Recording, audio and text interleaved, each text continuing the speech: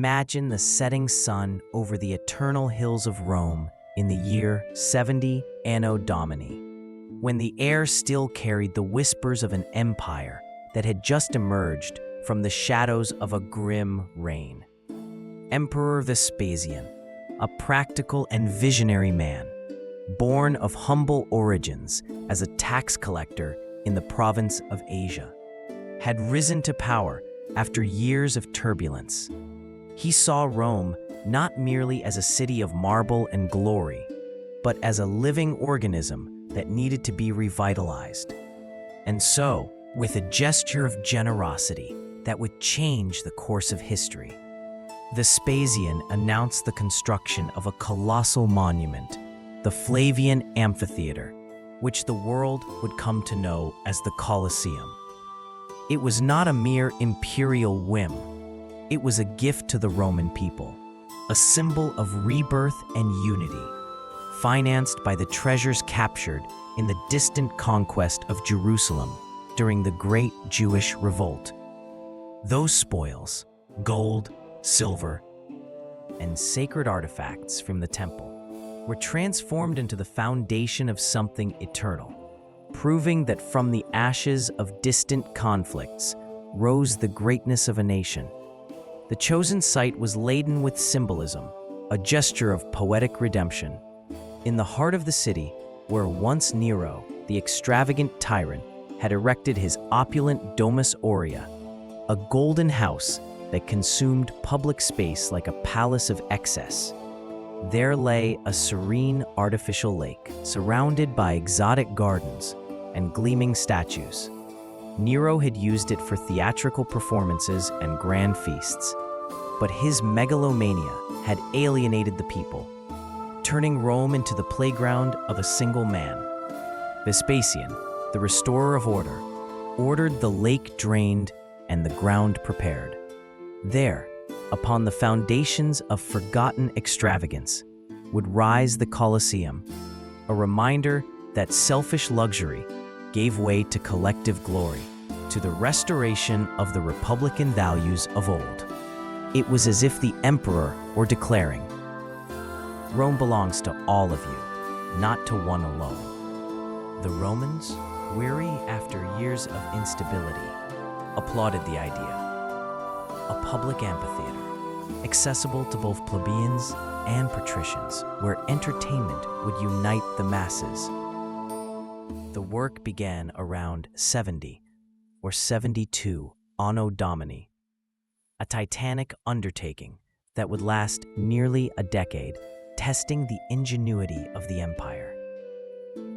Thousands of laborers, skilled craftsmen, visionary engineers, and a vast workforce composed of individuals of diverse origins, including those captured in military campaigns, came together under the supervision of architects such as Rabirius and Aper. They excavated the volcanic soil, reinforcing the foundations with layers of innovative Roman concrete, a revolutionary mixture of lime, sand, volcanic ash, a Roman secret lost for centuries after the collapse of the empire, allowed massive structures to rise without collapsing under the weight of multitudes. The materials came from across the Italian peninsula. Strong, pale travertine from the quarries of Tivoli for the outer facades that gleamed under the sun. Porous yellow volcanic tuff from the slopes of Vesuvius to fill the inner spaces with lightness and insulation. And baked bricks for the arches and vaults that would support the amphitheater's artificial sky. Imagine the ceaseless bustle, carts creaking along dusty roads, carrying stone blocks weighing tons. Cranes powered by pulleys and winches, lifted by teams of dozens of men, sweating under the merciless Mediterranean summer sun. The Colosseum grew layer by layer, reaching astonishing dimensions. 189 meters in length by 156 meters in width, with a height of nearly 50 meters. Tall enough to eclipse neighboring temples and cast a shadow that swallowed the surrounding streets. Its 4 stories, decorated with Doric columns on the first, Ionic on the second, and Corinthian on the third, evoked the harmony of Greek architecture, yet on a Roman scale, grand, functional, eternal. Vespasian would not live to see the work completed. In 79 Anno Domini, he departed this world, leaving the legacy to his sons. Titus, the charismatic firstborn, beloved by the people, assumed command and accelerated the pace. Under his leadership, the amphitheater was inaugurated in 80 Anno Domini with a ceremony that filled Rome with anticipation and pride. But the final details, the luxurious finishes, such as bronze statues in the arches, and a system of subterranean corridors for the flow of crowds, were refined by Domitian, the younger and more ambitious brother. In 82 Anno Domini, he added touches of refinement, such as the supports of the 4th story, and possibly the initial mechanisms for the retractable awning that shielded spectators from the scorching sun. And so, from the chaos of a forgotten lake was born the beating heart of ancient Rome, a testament to human ambition, to engineering that defied the gods, and to the vision of an emperor who dared to dream grandly. The Colosseum was not merely stone and mortar. It was the soul of a reborn empire, ready to echo with laughter, applause, and the pulse of Roman life for centuries to come. But that is a story for another chapter. What would come next? Stay attentive, for the gates are opening, and the spectacle has only just begun. The roar of the arena, the inauguration and spectacles of the Colosseum. Close your eyes and journey back to the year 80, Anno Domini, when the whole of Rome pulsed with electrifying energy. The sun shone upon the gleaming arcades of the newly completed Colosseum, the Flavian amphitheater, a colossal body of stone that seemed alive, ready to swallow crowds and exhale stories. Emperor Titus, son of Vespasian and heir to his vision, stood ready to inaugurate this monument with a celebration that would shake the city. It was not merely an opening. It was a promise of glory, a spectacle to unite plebeians and patricians, men and women alike, in a frenzy of admiration and pride. For 100 days, Rome would become the stage of a festival without precedent, a spectacle of courage, wonder, and imperial might that would echo across the centuries. Let us step into the arena and uncover the events that transformed the Colosseum into the beating heart of the Roman Empire. The inauguration in 80 Anno Domini was nothing short of breathtaking. An extravagance, carefully orchestrated to display the greatness of Rome. Titus, charismatic and adored, understood that the Colosseum was not simply a building, but a symbol, a way to erase the scars of civil war and the reign of Nero, uniting the people under a shared ideal. For 100 consecutive days, the amphitheater vibrated with crowds of up to 80,000 spectators, pressed against the marble steps, roaring in unison as they witnessed a succession of events that defied imagination. The air was thick with the scent of freshly cut wood from the arena floor, the blaring of trumpets announcing each act, and the energy of a city that believed itself invincible. These games were not mere entertainment. They were a declaration that Rome, under the Flavian dynasty, was stronger than ever before. The spectacles began at dawn with the Venationes, the hunts of wild beasts that transformed the arena into a stage of exotic wonders. Roaring lions, trumpeting elephants, snorting rhinoceroses, creatures brought from distant lands such as Africa, Asia, and Egypt were pitted against hunters armed with spears and bows. These men, known as venatores, risked their lives to thrill the audience, demonstrating Roman supremacy over nature itself. At the inauguration of Titus, ancient accounts claim that nearly 9,000 animals were displayed and slain, a number that astonished even Romans accustomed to grand spectacles.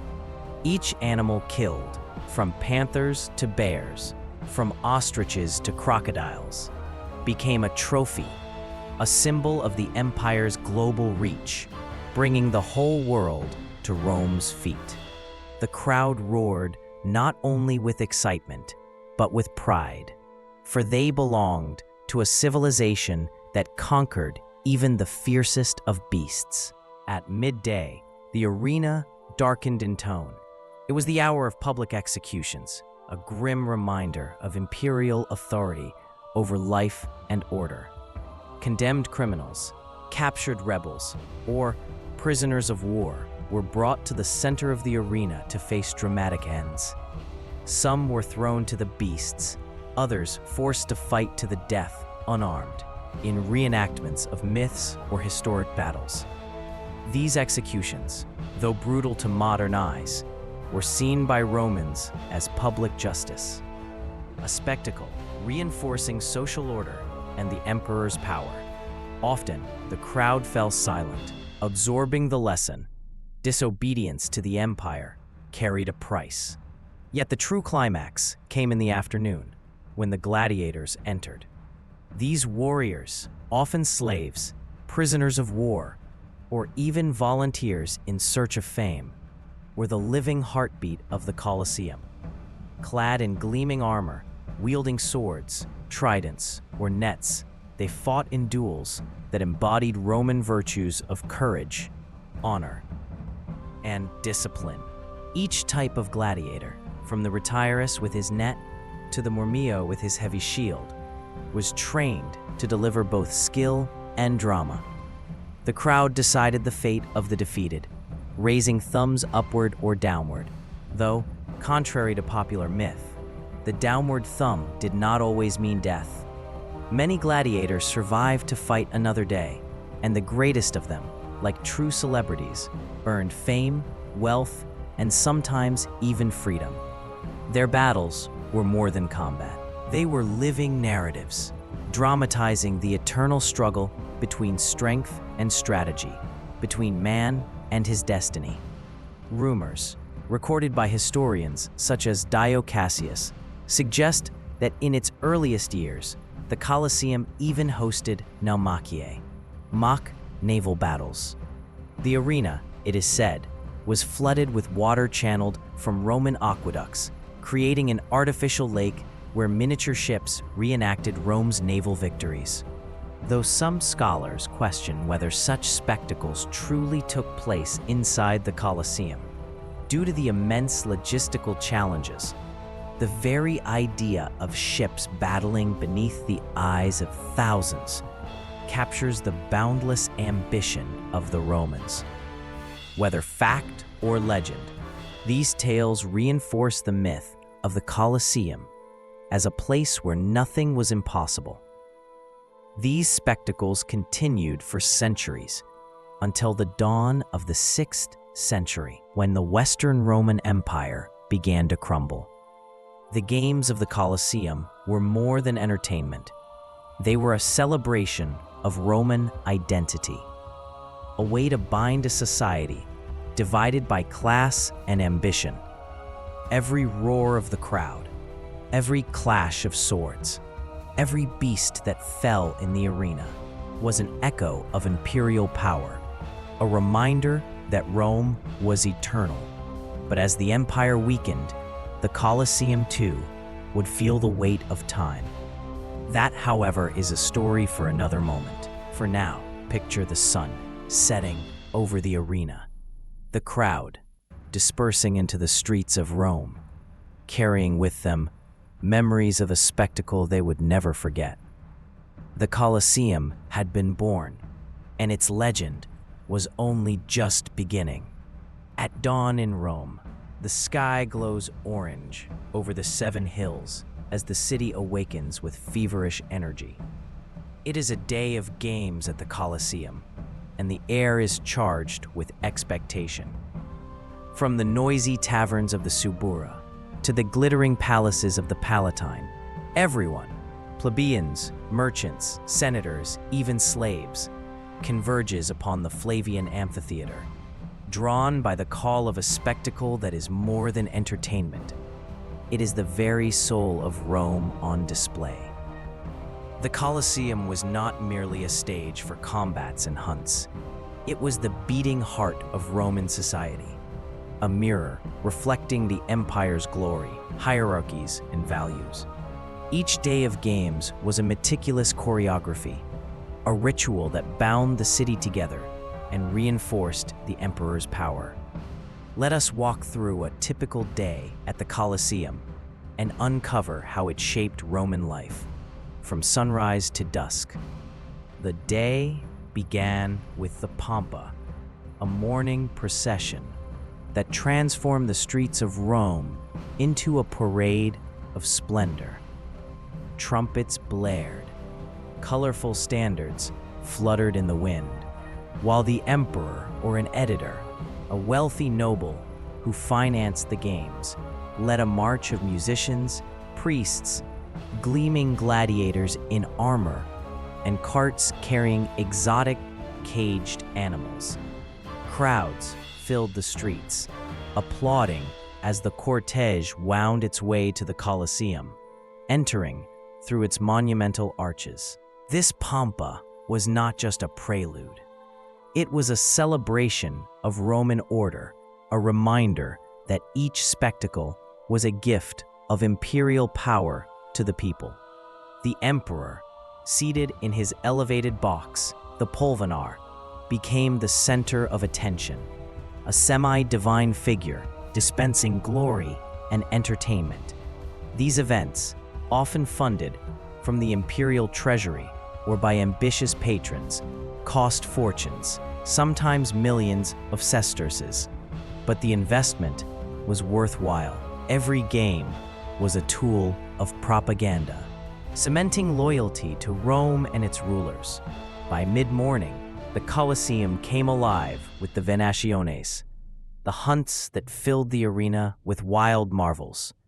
The hypogeum, the labyrinth beneath the arena floor, was the secret behind the spectacle.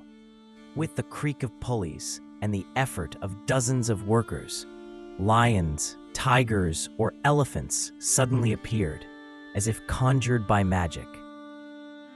Entire landscapes, artificial forests, rocky terrains, or scenic temples rose in minutes, transforming the arena into a stage of living myths. The roar of beasts mingled with the shouts of the crowd, the air thick with the smell of damp earth, wood, and the sweat of venatores, hunters who faced the animals with spears and bravery.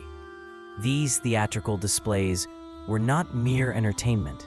They recreated Rome's conquests over distant lands, bringing the exoticism of Egypt, Nubia, or Persia to the heart of the city. Every slain beast was a symbol of Rome's dominion over the known world. At midday, the tone shifted.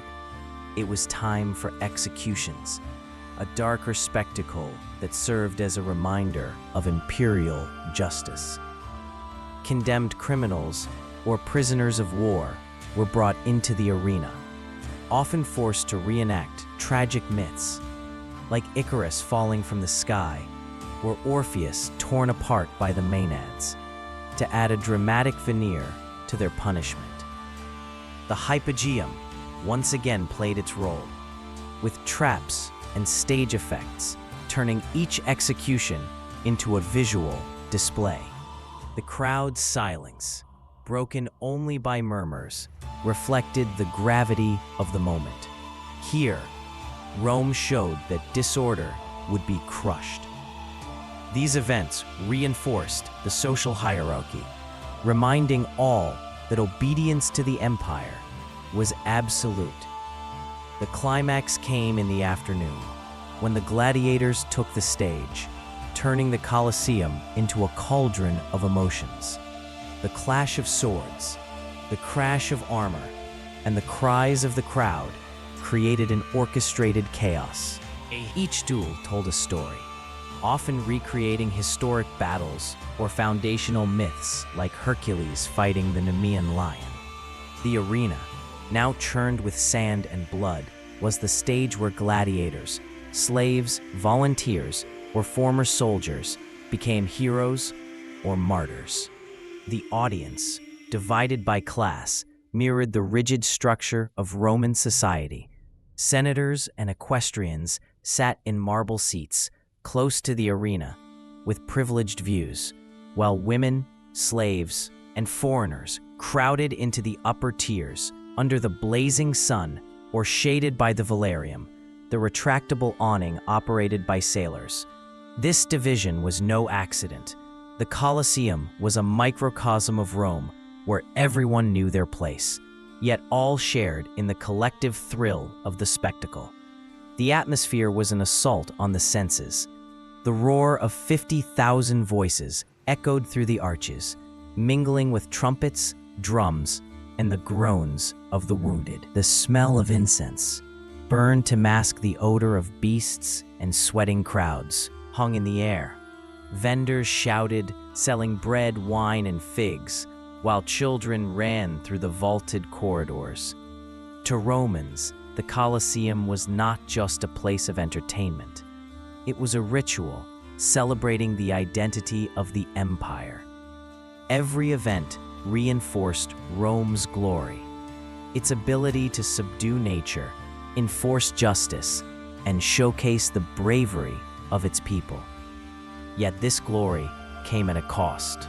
Funding the games required immense resources, from transporting exotic animals to maintaining trained gladiators, often driving patrons to the brink of ruin. Still, the investment was essential. The games kept the populace content, distracted, and loyal, a strategy famously known as panem et circenses, bread and circuses. As the sun set, the crowd poured out of the Colosseum, carrying tales of heroism and spectacle to taverns and forums. The amphitheater, now silent, stood as a guardian of stone, ready to host the next day of glory. It was not just a building. It was the stage where Rome reinvented itself, day after day, as the eternal city.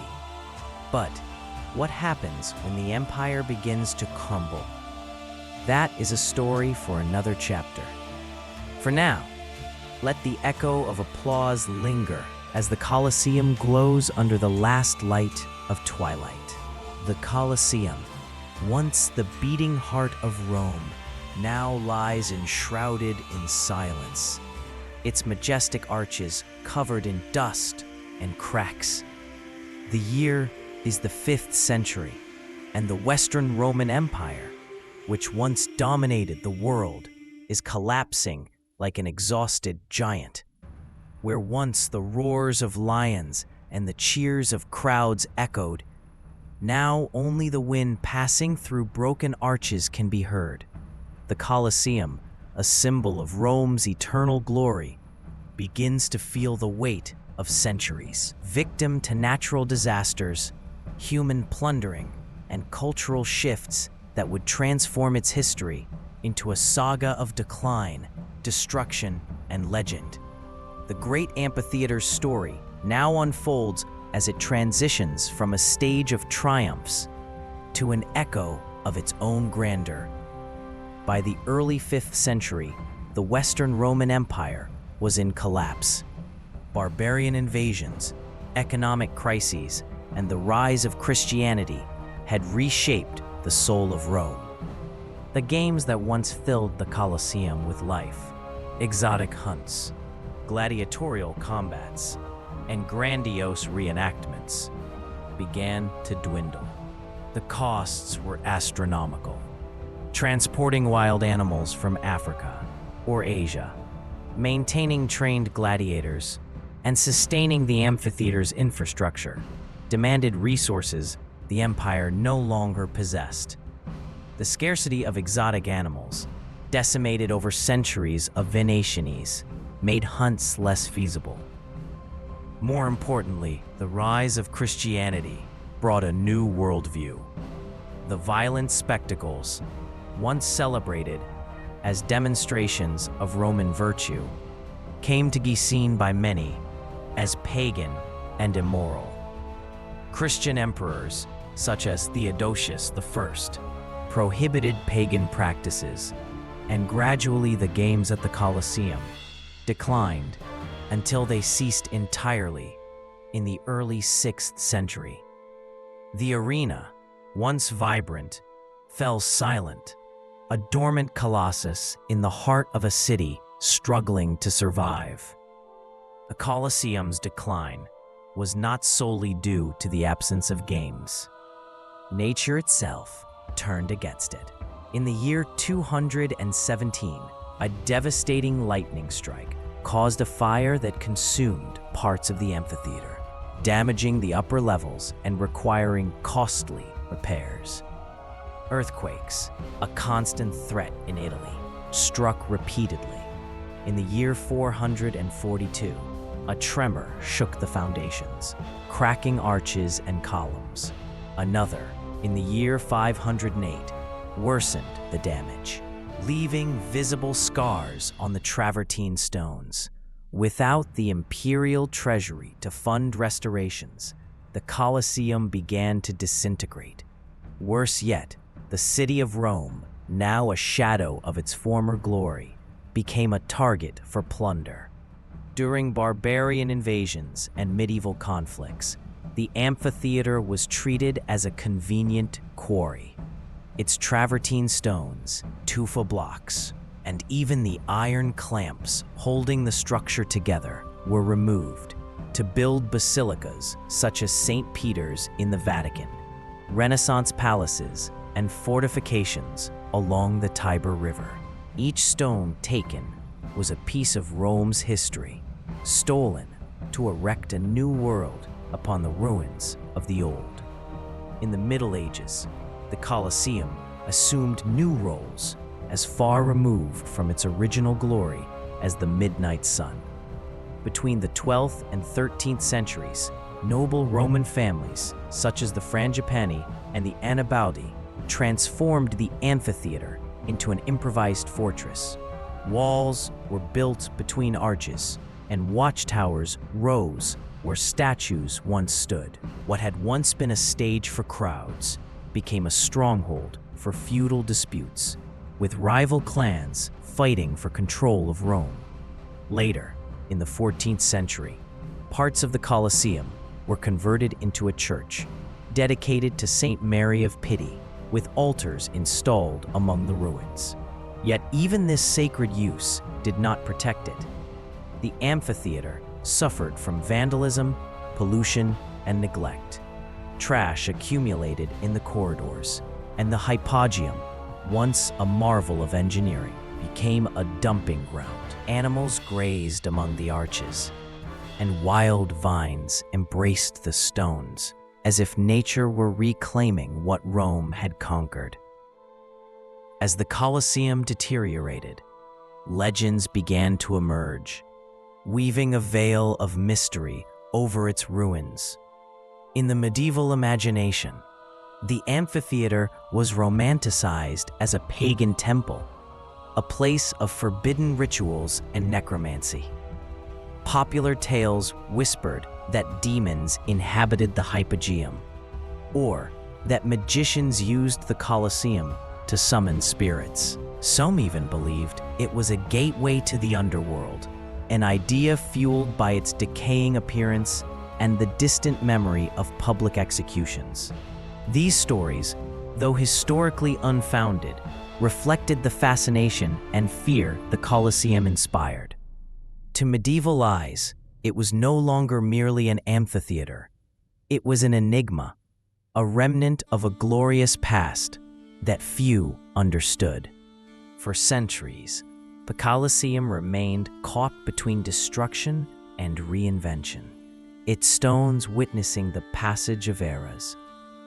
During the Renaissance, architects such as Michelangelo admired its engineering, yet continued to extract materials for new projects. It was only in the 18th century, with the first preservation efforts, that the tide began to turn. But that is a story for another chapter. For now, picture the Colosseum under the moonlight, its broken arches casting long shadows, like a wounded guardian still whispering, "I am Rome." Despite everything, it endured, a testament to the strength that once built an empire and the fragility that brought it to the ground.